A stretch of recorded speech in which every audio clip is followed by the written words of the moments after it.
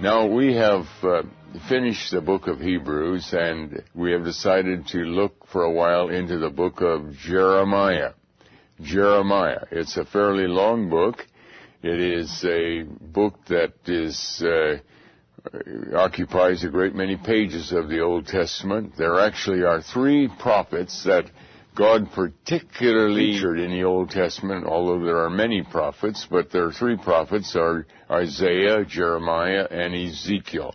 All three of these books are quite lengthy, and in addition, we call them minor prophets, which are minor only in that the prophecies they declared are relatively short, like Joel and Amos and Habakkuk and Zephaniah and so on. But the length of the number of pages that their prophecies have been recorded are not telling us the importance of who they were. It is simply the way God is giving us truth.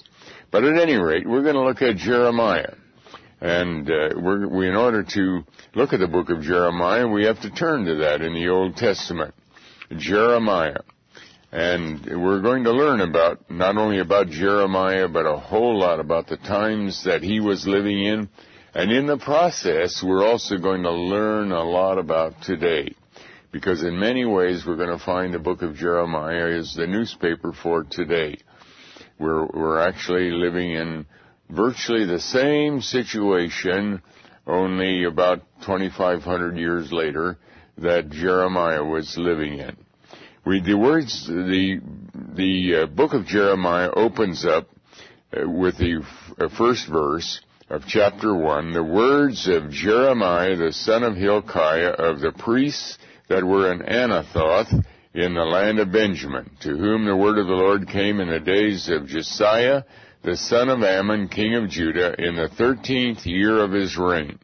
It came also in the days of Jehoiakim, the son of Josiah, king of Judah, unto the end of the 11th year of Zedekiah, the son of Josiah, king of Judah, unto the carrying away of Jerusalem captive in the 5th month. Okay, well, that tells us a whole lot about the timing when Jeremiah is writing. He began to write in the 13th year of Josiah, and continued all the way until Babylon conquered Jerusalem in the year 587. And actually, the 13th year of Josiah, we will find, is the year 627 BC, and he prophesied till 587, and a little bit beyond that, because after that he also prophesied after some of the remnant that had been left in Jerusalem had gone into Egypt, but essentially his prophecy had to do with the 40-year period from the 13th year of King Josiah until the time when Jerusalem was completely destroyed by the Babylonians in 587 BC. By God's mercy, He's given us a calendar, a very accurate calendar of these events in the Bible, and we are able to tie these into our modern calendar of today so that these dates we can be quite certain of. Now, in order to get a picture of the situation, we have to go back to 2 Chronicles and learn a little bit about what is happening in the days of Josiah. Notice he began to he was called to prophesy in the 13th year of Josiah. And when we go back to 2 Chronicles, we find that these were very important days. We go back to 2 Chronicles chapter 34. The fact is that the grandfather of Josiah was a very wicked king, Manasseh, a terribly wicked king. He had introduced all kinds of terrible things into the nation of Judah. By this time, Judah consisted of all 12 tribes, because before the days of Manasseh, the 10 tribes to the north that had been called Israel had been thoroughly conquered by the Assyrians, And the remnants from that tribe that were able to get out came down to, or became under the headship also of the kings of Judah, and Manasseh was the principal king during that period. He reigned for about 52 years. He was the son of a very fine king also, Hezekiah, one of the greatest of the Old Testament kings. But Manasseh was a renegade of the first order. He was a very wicked king. He was followed by his son, who only reigned a couple of years, I believe.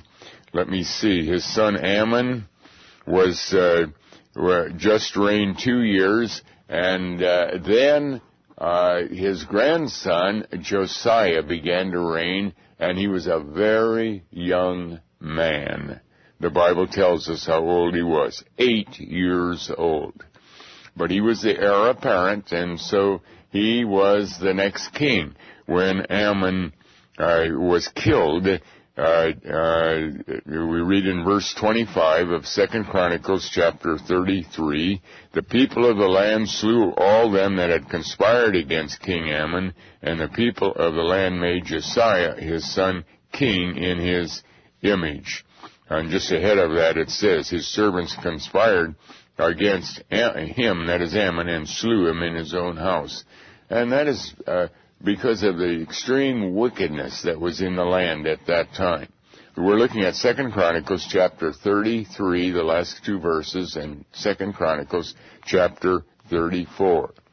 So here we have a very interesting genealogy of kings. We have Hezekiah, who was a very God-fearing king. We have his son Manasseh, reigned 52 years, a very wicked son. A grandson, Ammon, who reigned 2 years, very wicked. And now comes the great-grandson of Hezekiah, King Hezekiah, Josiah. And we're going to find that he was one of the finest, most God-fearing kings of the Old Testament. Unfortunately, he came in too late. The damage had been done so grievously as Israel rebelled against the Lord, that even though Josiah came in as a very God-fearing king, nevertheless, God had already decided to bring judgment upon Judah. And that's going to be the role of Jeremiah, to warn Judah that indeed that judgment is coming. All right, now let's spend a little bit of time now in 2 Chronicles 34. Josiah was 8 years old when he began to reign, and he reigned in Jerusalem 31 years. That means he was only 39 when he was killed. He was killed in battle, and that had to maybe later on we'll comment about that. But there was a very precise time in history when God's judgment had to fall on the nation of Judah. Everything that God has planned is in the fullness of time. And Josiah was in the way of God's judgment falling on Judah because he was such a faithful king. So at the age of 39, he got into a futile, dumb war with Egypt. He had no business getting into war with Egypt, and he was killed in battle. But that was God's very neat way of simply taking him out so that God's judgment could now freely fall on Judah. But we'll look at that a little bit later. Josiah was, again, 2 Chronicles chapter 34, verse 1. Josiah was 8 years old when he began to reign, and he reigned in Jerusalem 31 years. And he did that which was right in the sight of the Lord, and walked in the ways of David his father, and declined neither to the right hand nor to the left. I'm reading this because this also sets the environment in which Jeremiah comes on the scene. Because remember, we read in Jeremiah chapter 1 that his official role as prophet began in the 13th year of Josiah. And we want to know, well, what was the condition in Judah at the time that he was particularly named of God to be a prophet, to declare God's will for the future of Judah. Now, we go on in verse 3 of 2 Chronicles 34, still speaking about Josiah. For in the 8th year of his reign, while he was yet young, 16 years old, this youngster is really a man of God. And this, incidentally, is very interesting that God can use a young person just as well as an old person. I think, for example, of Moses. He was 80 years old before he was named to lead the children of Israel out of Egypt. But here is Josiah. He's a very young man. At the age of 16, we read, he began to seek after the God of David his father, and in the 12th year, the 12th year, he's now 20 years old, he began to purge Judah and Jerusalem from the high places and the groves and the carved images and the molten images. Now notice this is the 12th year. This is 1 year before Jeremiah had been called into service. And so at that point in time, there's a king reigning who is doing something that had only happened one time before. Ever since the days of Solomon, a definite attempt to purge and destroy all of the Baal worship and Ashtoreth worship, the false worship that had come into the land of Judah. This was, Hezekiah had done that, and then Manasseh had reintroduced the whole business back again, and even worse than it was before. And because he reigned 52 years, he had ample time to put all of this in place.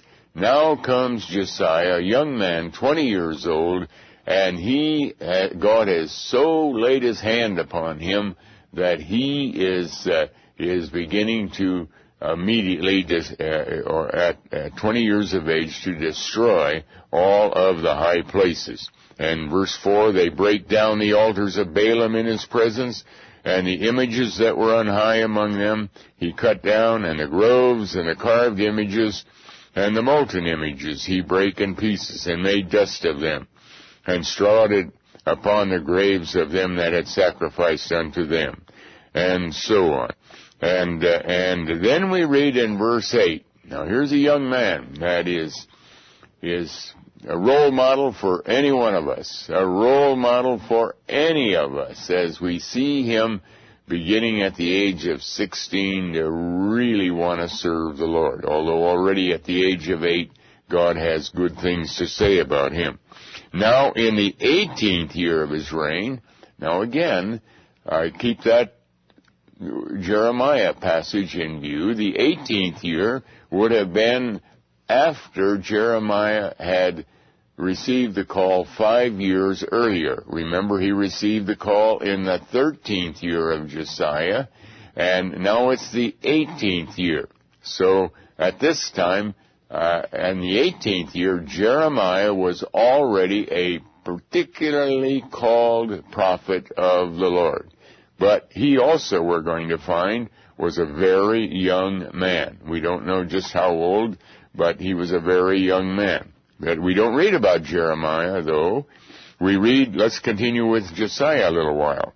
Now in the 18th year of his reign, when he had purged the land and the house, he sent Shaphan, the son of Azaliah, and Maaseiah, the governor of the city, and Jehu, the son of Jehoahaz, the recorder, to repair the house of the Lord his God.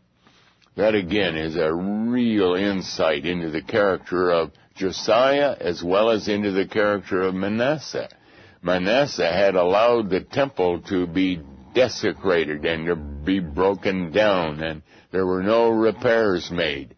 And so now in the zeal of Josiah, as in his zeal, he sends men to make preparation to repair the house of God. Now this is going to be a very, very important action, as we're going to find. And when they came to Hilkiah the high priest. Now remember, when we looked at Jeremiah chapter 1, it said Jeremiah, who was of the priests of Anathoth. Incidentally, Anathoth was a little village that was about 3 miles northeast of Jerusalem at that time. But it says he was the son of Hilkiah.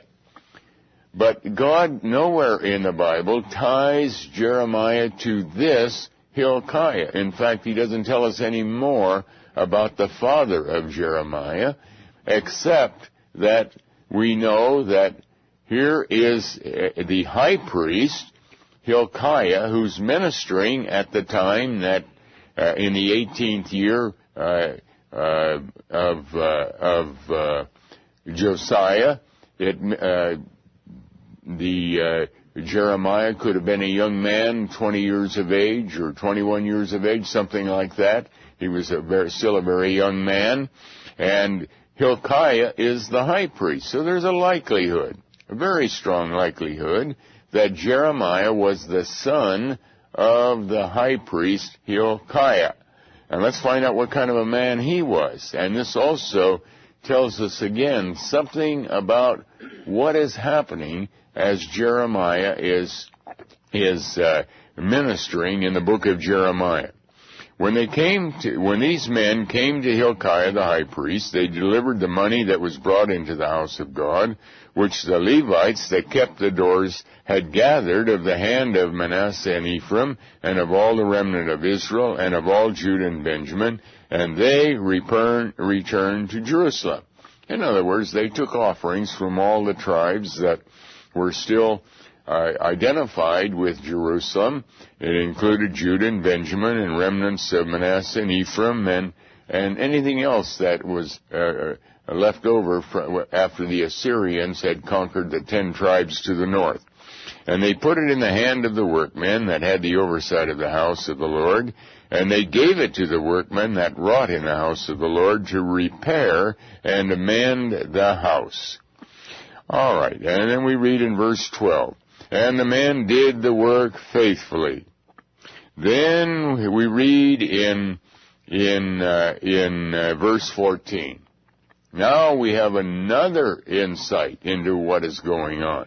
Verse 14, 2 Chronicles 34. And when they brought out the money that was brought into the house of the Lord, Hilkiah the priest found a book of the law of the Lord given by Moses. Now, that tells us about the extreme spiritual declension, or how bad the spiritual situation was in the days of Josiah. They did not have a Bible. Can you imagine that? Can you imagine that? And here is Josiah that has come to reign, and the Bible had disappeared. It had disappeared. It was in the temple. Remember, everybody wasn't literate in that day as we are today. The priests were literate, and they would read what was in the scribes would read what was in the copies that they had, and there were only a few copies, to the people of Israel. But apparently in the days of Manasseh was so wicked, as the temple was desecrated, the Bible was lost. Now, this tells us something about the mercy of God. Here is Josiah. Remember, this is the 18th year of his reign. He is now 26 years of age. 26 years of age. For the last 10 years, he has given evidence of really being a child of God. It wasn't because every morning he read a portion from the Bible. It wasn't because he was studiously reading the Bible. It was God's mercy. God's mercy. And remember, his father was a wicked man. His grandfather was the very essence of wickedness. Manasseh was his grandfather. He reigned for 52 years, and he certainly didn't learn anything from Manasseh. So how did he learn? We don't know. The Bible, it doesn't tell us. Surely there were a few faithful scribes, a few faithful priests, Certainly Hilkiah, the high priest, from what we read about him, appears to be a man of God, and perhaps his father was Hilkiah and taught him just in a verbal way, not with a written word. At any rate, here they found a copy of the Bible. Now, their Bible, of course, wasn't like our Bible. It was the Law of Moses. Probably what they found was the first 5 books of the Bible. That's what Moses had written. There may have been more to it, but at least they found the first 5 books of the Bible. Then Hilkiah, who obviously must have been a God-fearing high priest, answered, and although again, you wonder, and we can't reconstruct history, but you wonder how a high priest can function without the written word. Now, certainly the customs of offerings and so on had been handed down and had been memorized, and that ritual had probably been ingrained into them, and maybe they had commentaries on the Bible that they had access to. All of that was possible. But Hilkiah also has been operating for years without the written word of God. But he really recognizes the supreme importance of the word of God. Hilkiah answered and said to Shaphan the scribe, I have found the book of the law in the house of the Lord. And Hilkiah delivered the book to Shaphan, and Shaphan carried the book to the king, and brought the king word again, saying, all that was committed to thy servants, they do it. And then we read in verse 19, and here we find the predictable reaction of a God-fearing king to the word of God. Verse 19, and it came to pass, when the king had heard the words of the law, that he rent his clothes. And the king commanded Hilkiah and Ahikam the son of Shaphan, and Abdon the son of Micah, and Shaphan the scribe, and Asaiah, a servant of the king, saying, Go, inquire of the Lord for me, and for them that are left in Israel and in Judah, concerning the words of the book that is found. For great is the wrath of the Lord that is poured out upon us, because our fathers have not kept the word of the Lord to do after all that is written in this book. In other words, this is the predictable reaction of a child of God when we find any truth in the Bible. We've come to the end of our time, and so we can't go any further with this program. We trust that you will look into the Bible and read these things we've been talking about. Check it out to make sure that what you are hearing on this program is faithful to the Word of God, because finally, the only authority is the Bible.